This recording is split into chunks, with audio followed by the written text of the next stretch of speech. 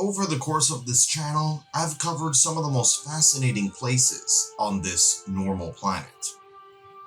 However, I'm going to take a temporary pause on covering planet Earth to look at another world, the World of Warcraft, specifically the fictional planet of Azeroth. This fictional world has incredibly detailed geographic lore, which in many ways are heavily inspired not only by elements of fantasy, but also elements of our real-world Earth geography. And while I am fully aware that there will be smartasses telling me that the word geography specifically refers to the study of the Earth, I am using the word geography in the more flexible sense that can be applied to the physical landscape of any planet, real or fictional. So I suppose you could call it planetary science, but then again, this is a fantasy game, so it's not really science either. Anyway, let's look at the big picture. The planet of Azeroth, as seen in the game of World of Warcraft, is at a far smaller scale than that of our own. If you convert pixels into square kilometers or square miles, the areas you can explore in the original game are smaller than New York City. Obviously, the game has to scale down the size of the planet for purposes of the game mechanics and user interface. If you had to wait 4 months in the game to travel on a boat to a new continent, no one would be able to have a life while playing the game.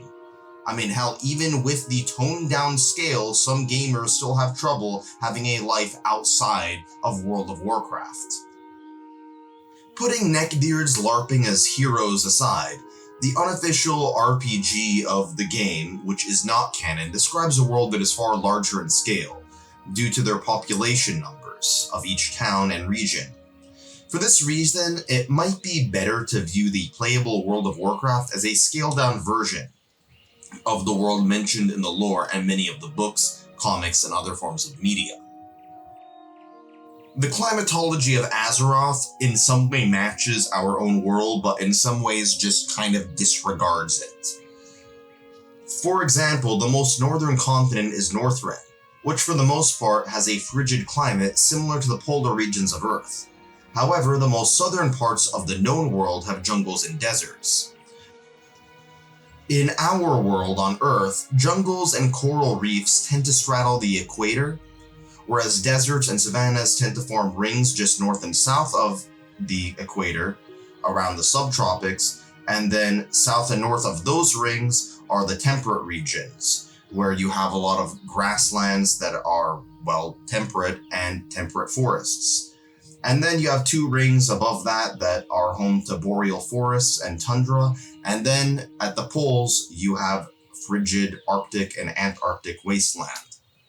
This conundrum has led some to speculate that what we see in WoW is just the northern hemisphere. The most southern zone is a tropical rainforest, something you're unlikely to find in Antarctica. The game developers have yet to provide a clear explanation for this. Maybe they are planning on introducing a southern hemisphere in a future expansion. Maybe they just failed 6th grade social studies class. And besides, are we really gonna make a big deal about the physical geography on a planet with gnomes and goblins? Now, I am not gonna go over every single zone in the game, but rather the zones that are clearly inspired by real-world places here on Earth. For this reason, I'm not going to be covering the more fantastical zones with undead blight or forests made out of crystal trees, as I'm pretty sure those don't exist on Earth, at least not in the times I didn't drop acid. First, let's start off with the continent of Northrend. This place clearly has the climate and geography similar to the most northern temperate regions, as well as the polar and subpolar regions of planet Earth that you would see across much of Alaska, Canada, Scandinavia, and Siberia. First, let's start with the Howling Fjord. Fjord, which I'm mispronouncing, is a Norwegian word that refers to a large inlet that was once covered under a giant glacier, which pushed the soil and rock below it down.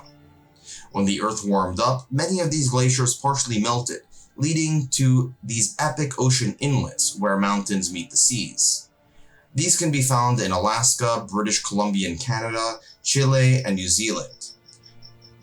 The Norwegian coast has tons of fjords, an epic landscape for an epic people, the Norse. It is no surprise that the race native to this fictional land called the Howling Forge are based off of the Vikings, namely based off of the mountain giants in Norse mythology.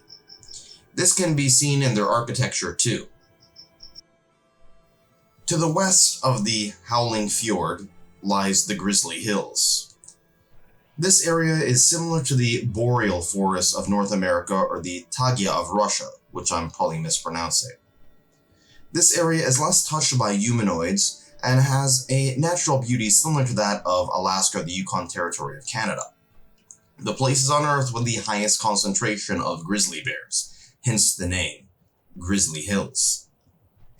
The last zone on this continent that is clearly inspired by Earth is the boreal tundra. Boreal refers to carnivorous forests with pine trees that don't drop their leaves during the fall. And tundra is mostly flat, frigid land that is only suitable for shrubs and small bushes. The race of walrus people, known as the Tuskar, that are native to this land have a culture that is clearly based off of the Inuit peoples of the Canadian territory of Nunavut. It is not a surprise that most of the action in this zone happens on the shores, as they provide food, and the further you go away from water, it just becomes a frozen wasteland. It's also worth noting that there's actually a zone on Northrend that is basically a jungle, which clearly the game developers added in to take a break from the frozen wasteland. And their explanation of why there is a jungle is because of certain titanic magical features in the land. Again, in a fantasy world, you don't really need to focus on being scientifically accurate. You just need to make it quasi-plausible within the confines of that fictional world. Let's move on to the next continent, the Eastern Kingdoms. The Eastern Kingdoms is kind of like two continents sandwiched together, divided into 3 regions. But hey, continents in our real world don't really make much sense either. Like, why is Europe its own continent? That doesn't make any sense. Anyway, the term Eastern Kingdoms is a bit of a misnomer because kingdoms implies a sort of political boundary, whereas this is more of a physical geography boundary or category. It's worth pointing out that this was the first area shown in the game, Warcraft 1, where it was just called the Land of Azeroth, surrounding the southern portion of this continent. In Warcraft 2, it expanded into the entire continent, or continents if you could call it that, and then in Warcraft 3, the term Azeroth basically expanded into the world. This is quite similar to the way that many people groups have changed the meaning of the real world over time. A small known world can expand into a big known world the more you learn. Just take a look at a map of the known world according to Greeks to our known world. The Eastern Kingdoms is divided into 3 or 4 main portions. The most northern is called Quel'Thalas, which is basically the lost home of the Blood Elves, and this area has by far the most fantastical elements of all. This is followed by Lordaeron, an area that was once home to many human kingdoms but has been taken over by the undead for much of the game's history. And there is also the heavily mountainous region called Khazad-dûm, home of the dwarves. And then finally there is the area called Azeroth, which also confusingly shares the same name as the planet, where much of the modern human activity happens. Again, this is where the game first started, so it makes sense that this region has the same name as the actual planet. After all, people will just recycle the same name depending on how much they know about the world. I'll discuss this a little bit more in detail a little later on. As stated before, many of the zones in the northern third of the Eastern Kingdoms have a great deal of fantasy elements that I'm not going to cover in detail because they don't have much in terms of a parallel to the real world Earth. Like, let's keep it real. There are no forests that are perpetually in a state of autumn with orange, red, and yellow leaves. So while there aren't any forests that are haunted with the undead on planet Earth as far as I know, it is worth pointing out that nearly all of these forests in this region are temperate, either A, deciduous forests with broad leaves, or B, carnivorous forests at a slightly higher elevation with pine leaves that tend to have drier environments. This is quite common in other fantasy franchises. I suppose the reason for this is that modern fantasy was predominantly written by people living in Europe, a continent that to a large degree has an environment composed of temperate deciduous forests, and thereby they want to replicate the environment in a fictional setting. I suppose that if the modern fantasy genre was developed, say, in the Arab world, that the environment would be more likely to be a desert, or perhaps a jungle environment if it was written by people living in Indonesia. For this reason, the main zone that I'm gonna probably talk about is the Arathi Highlands. The Arathi Highlands are quite reminiscent of pre-Roman Britain, or even pre-Celtic Britain, at a time before Indo-Europeans arrived on the British Isles. You can see this with structures that clearly are inspired by Stonehenge and other structures that we don't really know the purpose of, but clearly are in tune with the natural world. We know very little about pre-Celtic cultures in the British Isles, which adds to a sense of sort of mystery of the land surrounding these structures and the lands of Arathi Highlands. The game developers who designed this area clearly know a thing or two about history to some degree, and more accurately prehistory, since the humans in World of Warcraft are by and large heavily inspired by medieval England. It makes sense that the zone that is said to be the origin of humans, or at the very least the origins of human civilization within the World of Warcraft, would look something like pre-Celtic Britain. This is home to the first human kingdom. If you look at World of Warcraft history, the first human tribe that rose to any prominence were the Arathi, and they set up their first kingdom in this land, so it makes sense that the most primitive humans, if you could call them that, in the World of Warcraft would be based off of pre-Celtic Britain. I'm going to move on to the next region of the Eastern Kingdoms called Cosmodon. After all, much of the areas north of the Arathi Highlands are just a little bit too mystical to say anything about their parallels to real-world Earth geography. Cosmodon is home to the dwarves. The dwarves in World of Warcraft are clearly inspired by the dwarves of Lord of the Rings, and Tolkien, the writer of Lord of the Rings, was clearly inspired by Germanic mythology and folklore, namely Norse mythology, of which dwarves take a significant role in. This region has a very high elevation, with Cosmodon being the center of the Dwarven Kingdom, and this area is pretty much covered in snow-capped mountains, followed by another region of a lower elevation called Lochmadon. Before the events of the Cataclysm expansion, Lochmadon was called Lochmadon because Loch means lake. It had a giant lake here that presumably came from the melted glaciers of Cosmodon. This area is clearly reminiscent of the Scottish Highlands and the lakes that exist there, and the loch even has its own equivalent of the Loch Ness Monster. And it's not a surprise that the dwarfs in this fictional world have Scottish accents. The lake used to actually have a dam, as it was more of a reservoir. However, after the events of Cataclysm, this dam pretty much erupted, emptying much of the lake and flooding the wetlands, which is the lowest elevated region of Cosmodon. This area pretty much is composed of flat wetlands, similar to what you'd see in Florida. Although I'm still trying to figure out why the crocodiles here have 6 legs. And like southern Florida, the wetlands is home to some incredible biodiversity. However, it is also prone to flooding and is not suitable for human habitation unless you drain those said wetlands, which they've done with, let's just say, less than stellar results. On the other side of Cosmodon, you see the Badlands. While much of the moisture and melted glacier water flows to the north, the south is far drier.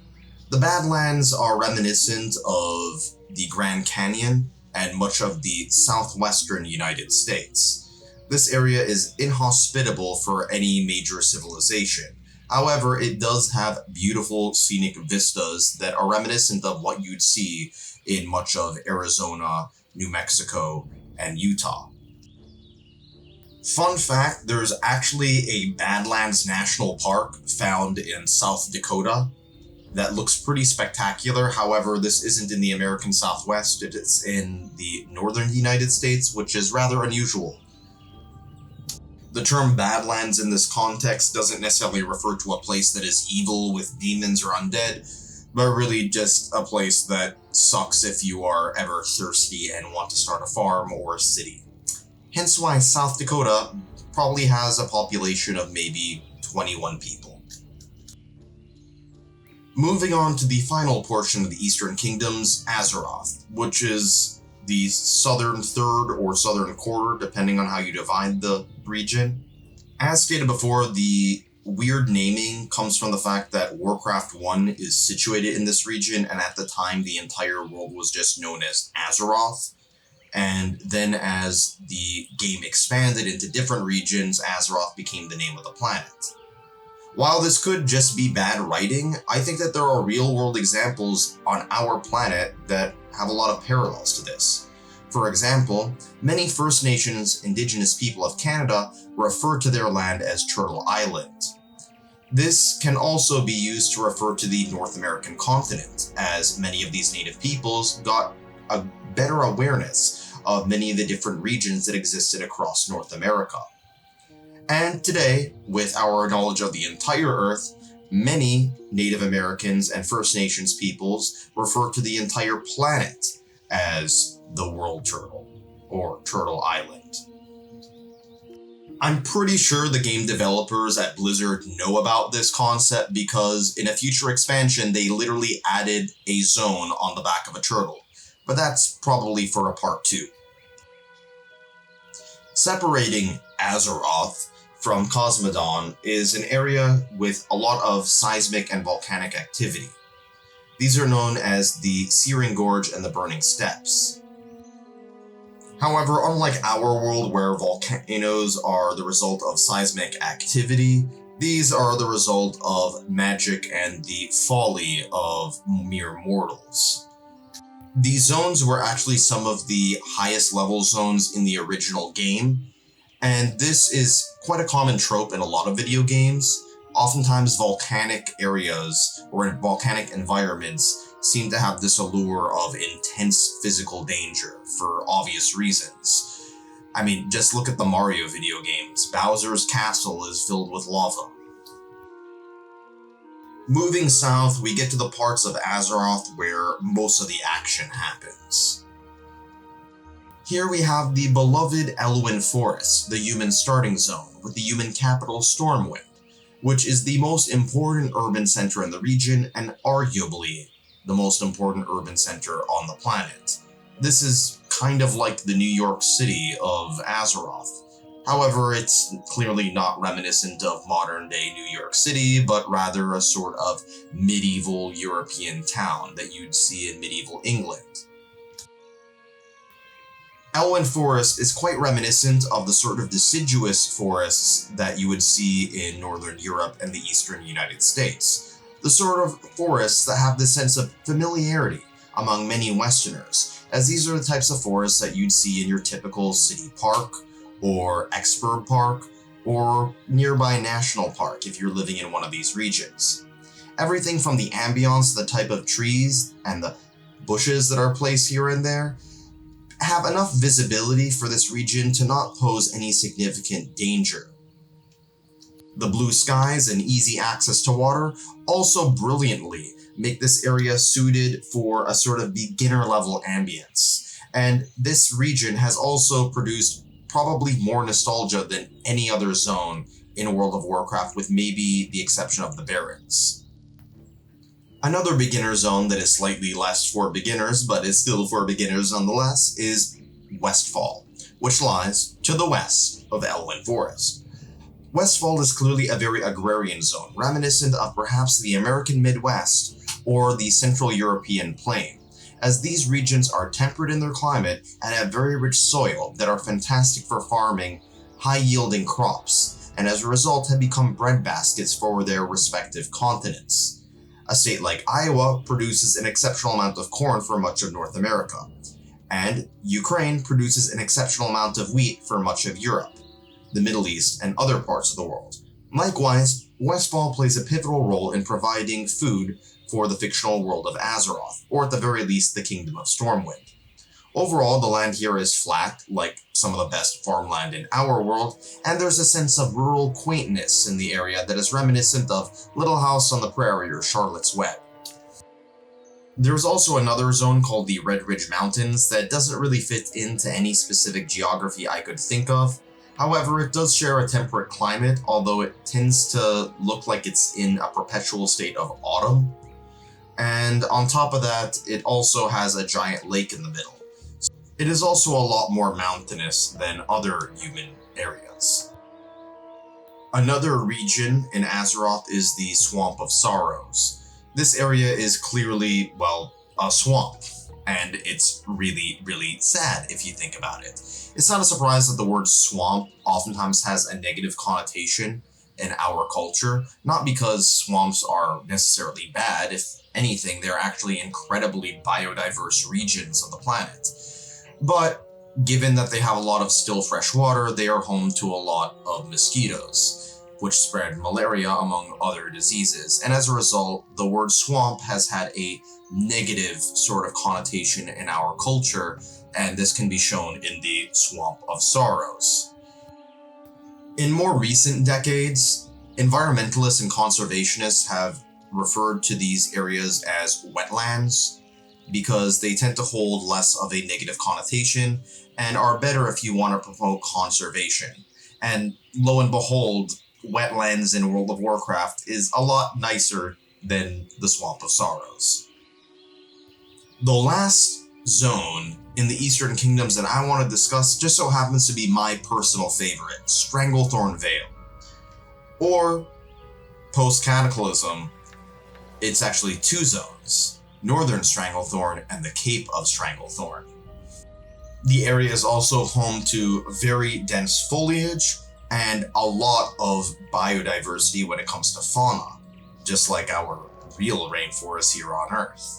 In fact, you could argue that all this pixelated life is a tad bit excessive, given the fact that this zone has the allure of danger, just like a real rainforest, as there is something in every nook and cranny waiting to kill you.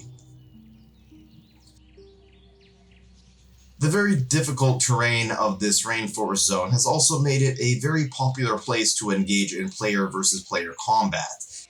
After all, in the real world, jungles tend to be very conducive for guerrilla warfare, whereas they tend to be pretty terrible for conventional military use. Just look at Vietnam. However, I would not say that the jungles of Stranglethorn Vale are reminiscent of the jungles of Southeast Asia like Vietnam, but rather those of Central America.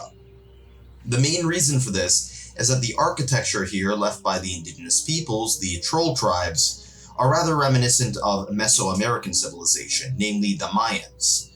You can see this in their archways, and their pyramids, and their walls. For this reason, I'd probably say that Stranglethorn Vale is most heavily inspired by the Yucatan Peninsula of Mexico, along with much of Central America like Guatemala, Belize, El Salvador, Nicaragua, and Costa Rica. As you move south, you reach the Cape of Stranglethorn. A cape is basically a long, pointy geographic feature that juts out into the ocean, the most famous example of which is the Cape of Good Hope in South Africa, where Cape Town is roughly located. Well, just north of it if you want to be exact. Another famous cape in the real world is Cape Horn, on Tierra del Fuego, which is the most southern tip of the Americas and the closest place the Americas get to Antarctica. However, unlike Cape Horn or the Cape of Good Hope, the Cape of Stranglethorn has a tropical climate. It also has amazing natural harbors and a little island protecting it from the waves. Well, at least partially protecting it from the waves. This natural harbor makes it perfect for a trading post, the trading post being named Booty Bay, one of my personal favorite towns in the entire World of Warcraft. This area tends to have a pretty big pirate theme that is quite reminiscent of the golden age of piracy during the 1700s on Earth, with legends of Blackbeard and other famous pirates of the Caribbean. And it's not a surprise that much of the environment is not too far off than what you'd see in many Caribbean cities at the time, like Kingston, Jamaica, or Santo Domingo in what is now the Dominican Republic. The indigenous peoples of this land are the Trolls, who have Jamaican accents and a religion that is quite similar to Haitian voodoo. And it's not a surprise that they are in a place with a pretty strong Caribbean theme. There's also a strong goblin presence, and the goblins tend to be more reminiscent of, say, European colonialists who set up camp in a lot of these Caribbean islands. Again, I am making it absolutely clear that I'm not making any sort of political statement about this. These are just some of the parallels I see with the real world. Now let's move on to the western continent of Kalimdor, which was introduced in Warcraft 3. Almost all of the gameplay and lore from Warcraft 3 in Kalimdor is situated in the northern half, and the southern half was added a little bit later on in the World of Warcraft. This continent also has several islands, one of which is Teldrassil, which is a gigantic tree. But I have yet to see any mangroves that are as big as a giant tree capable of holding an entire civilization on it, so this is more of a fantasy element. There are also a set of islands that were just reintroduced out of nowhere to home the Draenei race, which has a lot of science fiction elements, so I'm gonna skip over that, plus they're some of the most boring sounds.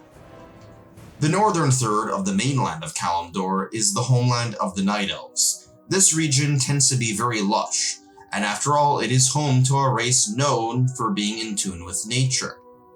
There's a very strong fantasy element in a lot of these areas, and I'm not going to focus on them, but what I will focus on is the fact that a lot of these tend to have this sort of mild, temperate climate. Most of the fauna here also reflects that, with animals like bears, wolves, and rabbits, the sort of animals you typically see in the eastern United States or Europe, or some parts of East Asia that are cooler, like northern China and Japan. Granted, I have yet to see any real-world forests where almost all the trees are purple. Anyway, the highest point of northern Kalimdor, and really all of Kalimdor, is Mount Hyjal, where the World Tree is situated. This plays an incredible important role in the lore, and is clearly inspired by the mythologies of various cultures. However, it doesn't really have any real-world geographic elements in it. In fact, the magic of this tree prevents the highest peak, Mount Hyjal, of even getting snowfall. After all, when you're in a fantasy game, you can tell science to go fuck itself. The highest elevation region that actually has a real winter that is not affected by the magic is known as a winter spring. The name is fitting as it combines both elements of the winter, given all the snow, and the spring, as many of the gigantic deciduous broadleaf trees still have their leaves even though the whole region is covered in snow. Again, who cares about the science when you're in an actual fantasy game? However, the science of the real world can help inspire fantasy nonetheless.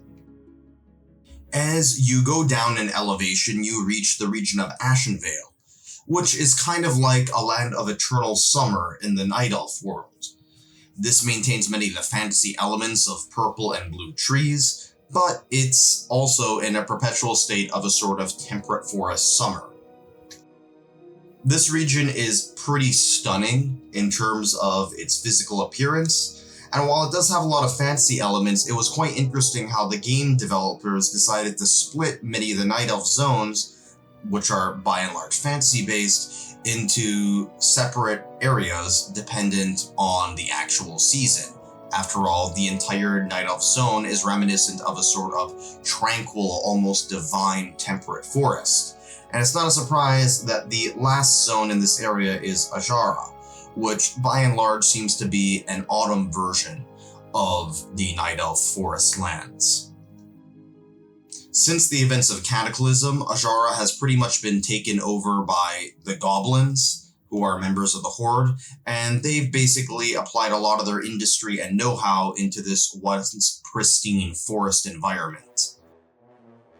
As we move down south, we get to a more semi-tropical and arid environment. This portion of the continent clearly doesn't get the same amount of digital precipitation as the northern third. As a result, you see a lot of rocky mountains, savannas, and deserts. This region also tends to have a relatively lower elevation than the northern third, with the exception of Stone Talon Peak and the Stone Talon Mountains, which tend to be reminiscent of many of the national parks of the western United States, namely Yellowstone. And like many of the parks of the western United States, you also see a lot of forest fires in this region, as much of the zone is covered in embers. The most famous of the zones in the middle part of Kalimdor is, of course, the Barrens. However, the Barrens are not quite as barren as the name would imply. The Barrens are not a desert wasteland, but rather very reminiscent of the African savanna during the dry season. If you've ever been on an African safari in, say, the Serengeti National Park in Tanzania, the Masai Mara in Kenya, or Kruger National Park in South Africa, you'll notice that there's a vast contrast between the way that these parks look during the wet season and the dry season. The Barrens is situated primarily during the dry season, with the exception of a few watering holes that exist here and there that have a lot of lush vegetation and wildlife. That again is reminiscent of what you'd see on the African savanna. Here you'll see mass hordes of megafauna like unicorn zebras, because it's a fantasy game, so why not make the zebras unicorns, as well as giraffes, and other forms of wildlife that are very similar to what you'd see on the Great African Rift. The savannas and wildlife on savannas of Africa captivate people in a way that very few portions of the world really compare to, and it's not a surprise that the Barrens of World of Warcraft have in the same way inspired a great deal of nostalgia for the video game's early days. To the east lies Durotar. This is separated by one little small river. Durotar is clearly more rugged and has a pretty hostile desert environment, more so than the Barrens. And given the fact that much of the scenery has a sort of orange or yellowish hue, seems to be quite reminiscent or clearly inspired by the outback of Australia. These are the furthest regions of the Australian desert that are very barren and rugged, and not particularly conducive to life, which makes them perfect for orcs if you think about it. Much of the foliage is also reminiscent of the Australian outback, as you can see the sort of eucalyptus trees with their white bark branches and trunks, something that you are not unlikely to find in Australia. On the other side of the Barrens to the west lies Mulgore. This is the current homeland of the Minotaur-like people known as the Tauren, who are clearly inspired by Native American cultures. Their land, unsurprisingly, is quite reminiscent of the Great Plains of North America, where many of these Plains Indians lived on. The lands are flat, but not too flat, and there is some sparse vegetation, but not enough to block your range of sight. For this reason, you probably see more of a wider line of vision in this region, or this zone, than almost anywhere else in the World of Warcraft. This region also has a series of giant mesas. Mesas are quite common in the southwestern United States as well as other parts of the world. Mesas are pretty much flat-topped elevated hills. The coolest of which in the world is probably Mesa Verde, which is basically a Native American town carved into a mesa of what is now Colorado. However, that's on the side of the mesa. Another real-world example would be one city in Iraq, in the Kurdish region. This town is known as Amedi, which I am almost certainly mispronouncing since I don't speak Kurdish. But what makes this Kurdish town quite similar to Thunderbluff in World of Warcraft is that they're both situated on top of mesas, which provide them with excellent defense in an otherwise hostile world. However, this also creates logistical problems on how to bring goods and services in and out of the city, as well as the fact that being on a mesa severely limits your city boundary. The Barrens also borders another region, called the Duskwallow Marsh. This area is not so much a marsh, but actually a swamp, Marshes, by and large, do not have trees. They usually are composed of long, grassy, semi-aquatic plants, whereas swamps usually do have trees. But I'm being a little bit nitpicky here. As stated before, swamps tend to have a bit of a nefarious reputation, given their likelihood of spreading malaria. You can kind of see this in the game, as there's a human city called Theramore, which is on a peninsula right next to the marsh, and you can see the transition from civilization to savagery as you just cross one bridge. Also, fun fact, there's a sub-region in this place called the Quagmire. And while Quagmire literally means a hard to get out of situation, which is fitting for a swamp, it also is rather reminiscent of the facial structure of Quagmire from Family Guy. Just look at this bird's eye view. To the south of the Barrens lies 1,000 Needles. 1,000 Needles, quite possibly more than any other zone in the game, is clearly inspired by an actual real-world place. This real-world place is not ancient Greece, or perhaps ancient Egypt, or feudal Japan. No, it is actually the American state of Utah. Before the events of the Cataclysm, part of this map had these giant pillars of rocks that were clearly reminiscent of Arches National Park in Utah. As you explore further into the region, you reach the vast salt flat that is obviously based off of the Bonneville Salt Flat in Utah. In fact, before the events of Cataclysm, the gnomes and goblins would test out their fastest vehicles, since the area is very flat. Likewise, the Bonneville Salt Flats are where automobile enthusiasts oftentimes test out their fastest vehicles. There are other zones in central Kalimdor, but they don't really have any strong inspiration coming from the real world. The zone of Ferlas is clearly a night elf zone with a jungle aesthetic overlay on top of it, and Desolus is just, well, ugly. And now we move on to the final region, Southern Kalimdor, which is the southern third of Kalimdor. As you can see, the naming isn't quite creative here. This region is by far the most remote and the least populated. It also was never mentioned in the RTS games, and as a result is fairly lacking in lore. But hey, what it lacks in an actual lore and history, it makes up for in some really cool physical geography. Almost every zone here is a desert of some sort. There is the desert of Tanaris, which has sand dunes similar to what you'd see in the Arabian desert. You also have the zone of Silithis, which is another desert, but a desert overrun by bugs, and is quite possibly the worst zone in the entire game, so I'm gonna skip over it. And then you have the desert of Uldamon. Uldamon is quite possibly, in Cataclysm, the zone that is most clearly inspired by the real world, namely ancient Egypt. You have a river that is quite similar to the Nile River that juts out into a delta as it meets the sea or the ocean. It has massive sand dunes on each side, and nearly all of the population, including nearly all of the monuments, are located near that river. That river is also the most verdant and the most conducive to actually, building a civilization.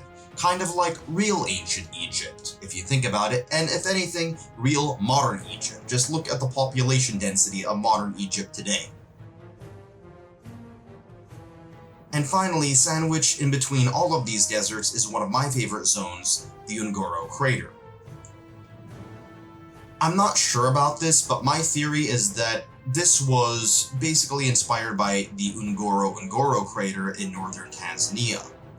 After all, that was a real crater created not so much by a giant meteorite, but by a giant volcano, a mountain the size of Kilimanjaro or roughly so, that exploded, creating a caldera with a sort of brackish water system in the middle, surrounded by savannas, which are then surrounded by forests, and then surrounded by ridges at a higher elevation.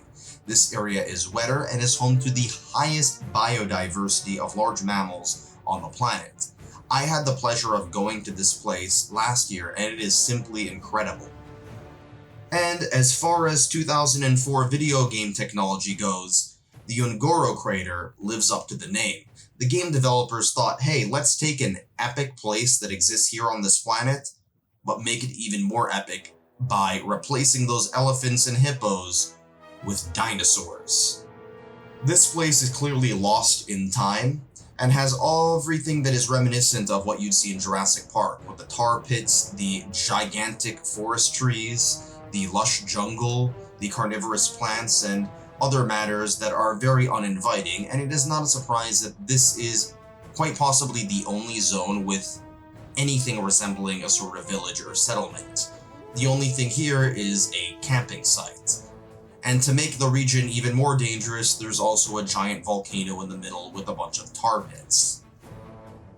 And that, to my terminally online explorers, is the geography of part of the World of Warcraft. If there is a further interest in the subject, I'd be more than happy to make another video about other parts of the World of Warcraft, like other continents and islands, and the geographies of other worlds in this universe, or of other fictional universes.